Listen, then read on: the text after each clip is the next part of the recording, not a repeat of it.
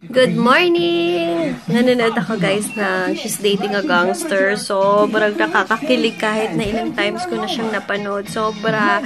Buti na lang yung channel 2. Naglalabas pa sila ng mga ganyan na yung mga old or movies. Grabe! Nakikilig ako. Kinikilig ako, I mean. Guys, hindi na ako makapagtrabaho. Nanonood na lang ako eh. Hindi ako makapag-concentrate.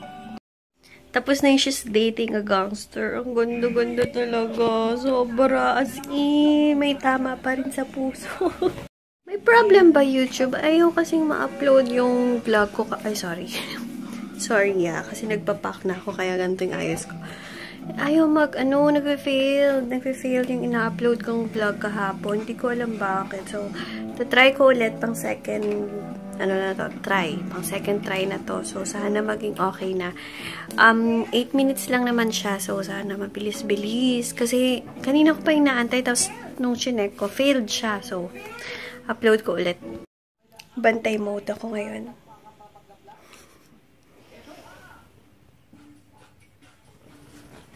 Habang kumakain si Ayla and habang nanonood ako ng Showtime, naligo na pala ako.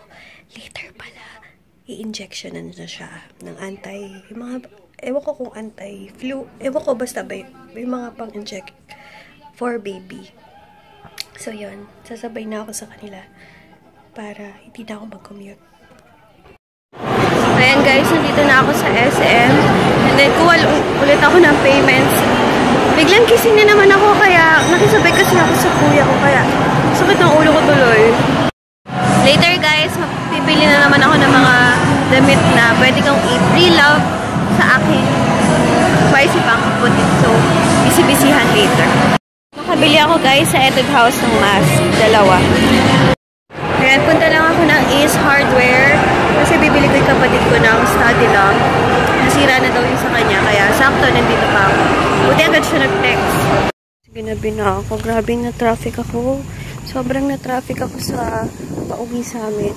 Yung 10 minutes drive or 10 minutes na tricycle, grabe.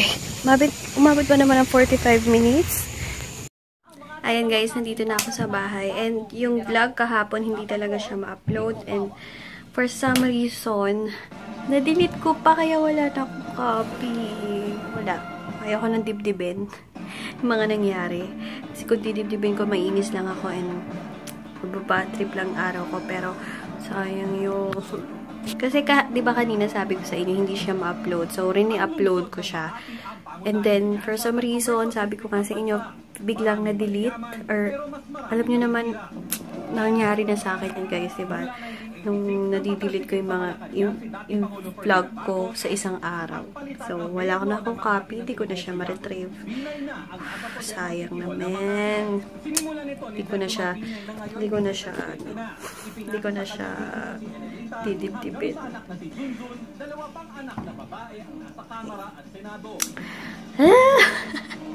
Okay lang yan. O nga pala, napakita ko sa yung napili kong mask sa sa Etude House. Ito. Okay kasi mga mask yung sheet mask sa Etude House.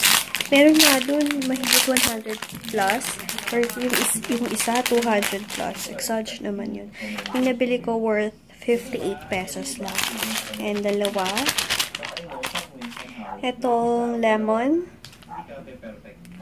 for tone brightening. Basta meron naman silang mga description para sa dito sa baba. Check nyo na lang kung anong gusto nyo dyan. And ito namang tea tree for soothing and clean.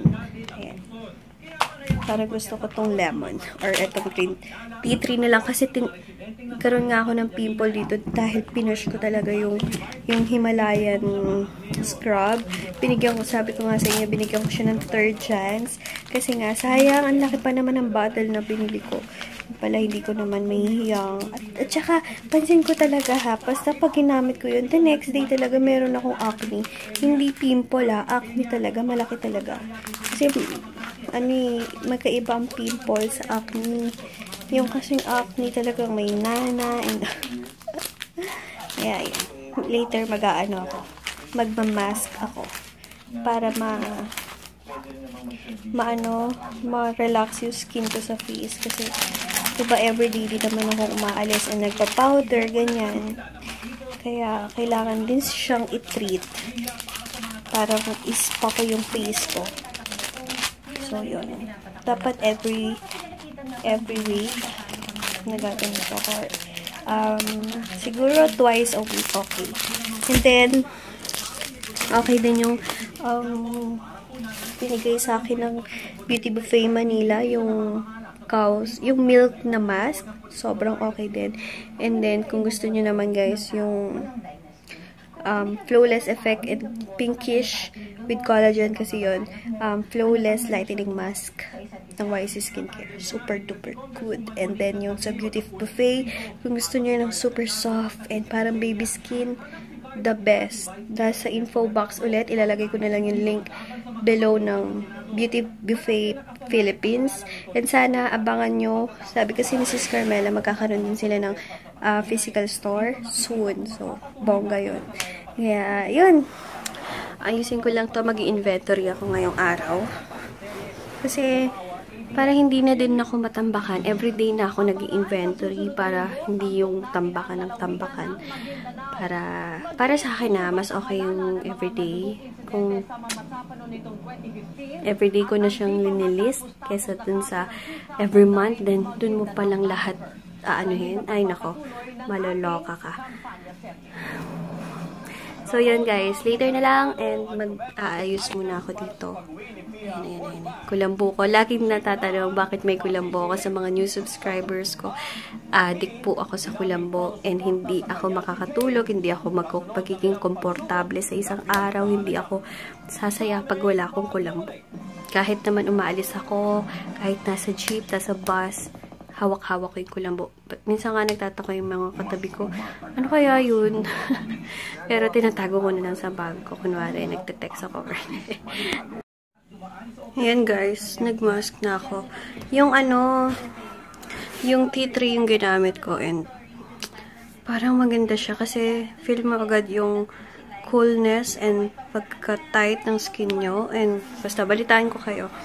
After this, massage ko muna yung residue niya. Yung mga parang katas-katas ng sheet, yung sheet na to. Para ma-absorb din ng maigi. Oh my God. Ma-absorb din ng maigi ng skin ko yung parang ingredients. Wow, ingredients talaga ng mask na to. So, yan. Habang nagka-mask ako, mag-aano na muna ako. Ito. Mother of Perpetual Health. Habang naglo-lotion ng pa ako. So, yan guys. Sige. Later na lang at magre-relax muna ako. Later na lang din ako maghihilamos after this. Tanggalin ko na siya guys. Sarap. And then after that, yung mga natirang mga parang sabaw-sabaw na yan, massage nyo pa siya. Ang ginamit ko ngayon yung sa tea tree. Kasi may tumubo nga akong acne. Magkabilaan, yan. Yan, para mababad siya. And then, mamaya.